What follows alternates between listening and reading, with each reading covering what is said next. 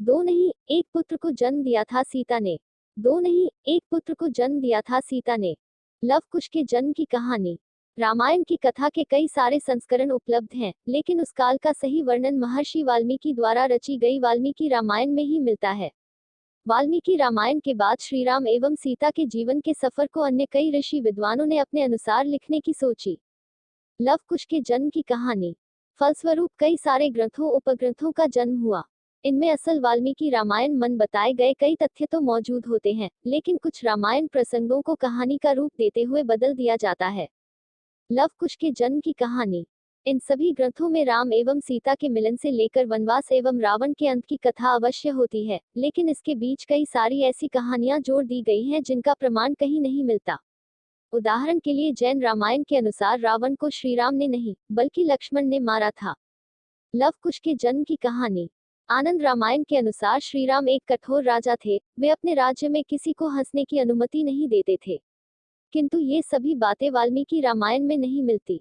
महर्षि वाल्मीकि ने तो कभी लक्ष्मण रेखा का भी वर्णन रामायण कथा लिखते हुए नहीं किया। लव कुश के जन्म की कहानी। रामायण काल के जिस प्रसंग की आज हम यहाँ चर्चा करने जा रहे हैं, वह श्री राम एवं सीता जी और लक्ष्मण के वनवास से वापस अयोध्या आने के बाद की घटना पर है। यह वह समय है जब श्री राम एवं सीता जी को पहली बार पता चलता है कि वे माता पिता बनने वाले हैं। सीता जी ने किया गर्भधारण। यह सूचना मिलने पर कि सीता जी गर्भवती हैं, पूरे महल में खुशियों का माहौल बन गया। श्री राम के साथ साथ परिवार के सभी सदस्य अत्यंत प्रसन्न थे। लेकिन इन खुशियों के जाने का और दुखों के आने का समय दूर नहीं था। अयोध्या में फैला गलत माहौल। जल्द ही यह बात सबके समक्ष आने लगी कि सीता जी अपने पति से दूर एक पराये लंका में रहकर आए हैं, लेकिन सब जानते हुए भी श्री राम ने उन्हें अपने जीवन में पनाह दी है। यह ऐसा समय था जब पत्नी यदि एक रात भी अपने पति से दूर रहती थी, तो उसे दोबारा पति के घर में दाखिल होने की अनुमति नहीं मिलती थी। सीता जी स्वयं चली गईं, लेकिन लंबे समय के लिए रावण की लंका में रहने के बावजूद भी सीता जी अयोध्या के महल में सुखी थी। यह देख अयोध्या की सभी पत्नियां भी अपने पति का विरोध करने लगी। अब बात श्री राम तक आ पहुंची। इस स्थिति को देखते हुए सीता जी ने स्वयं ही अयोध्या छोड़कर चले जाने का फैसला कर लिया। महर्षि वाल्मीकि का आश्रम। स्वयं लक्ष्मण उन्हें जंगल तक छोड़कर आए जहां महर्षि वाल्मीकि उन्हें आकर ले गए।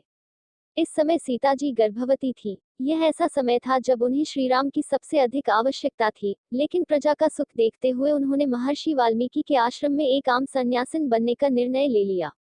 महर्षि वाल्मीकि का आश्रम। आश्रम में पहुंचकर महर्षि वाल्मीकि ने उन्हें अयोध्या की सभी बातें भुलाकर एक सामान्य जीवन व्यतीत करने की सलाह दी, तभी वे अपने दर्द से बाहर आ सकेंगी। महर्षि वाल्मीकि का आश्रम और सीता। कई दिन बीत गए, दिन कुछ महीनों में भी तब्दील हो गए। वह समय बेहद समीप आ गया जब सीता जी एक संतान को जन्म देने वाली थी। इस बीच ना उन्होंने अयोध्या के साथ किसी प्रकार का कोई संपर्क साधने का प्रयास किया और ना ही वहां से वाल्मीकि आश्रम में कोई सुखद संदेश आया। लव के जन्म की कहानी। कहा जाता है कि सीता जी के अयोध्या छोड़ देने के बाद श्री राम ने राज्य तो बखूबी संभाला, लेकिन वे अंदर से दुखी रहने लगे। यह भी कहा जाता है कि श्री राम सीता जी की खटिया की ऊंचाई से भी नीच जमीन पर सोते थे। लव के जन्म की कहानी।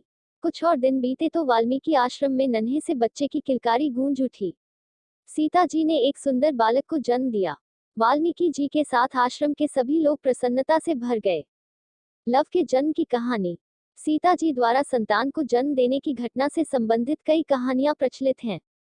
लोक कथाओं के अनुसार तो सीता जी ने एक साथ दो बालकों को जन्म दिया था, लेकिन महर्षि वाल्मीकि द्वारा रची रामायण में इसका उल्लेख नहीं मिलता, ना ही इस बात को कोई प्रमाण दिया जाता है। लव के जन्म की कहानी। बल्कि एक अन्य कथा के अनुसार कुश के जन्म की बात बताई जाती है। जिस पुत्र को सीता जी ने जन्म दिया, उसका नाम लव रखा गया। लव के जन्म के बाद सीता जी का अधिकतम समय उसके पालन पोषण में गुजरता। आश्रम के अन्य लोग भी उसका ध्यान रखने में सीता जी की मदद करते। कुश के जन्म की कहानी।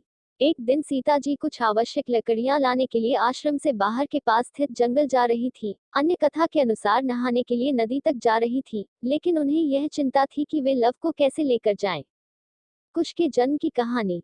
निकलते हुए उन्होंने वाल्मीकि जी को कुछ कार्य करते हुए देखा, तो उन्होंने उनसे लव पर नजर रखने को कहा।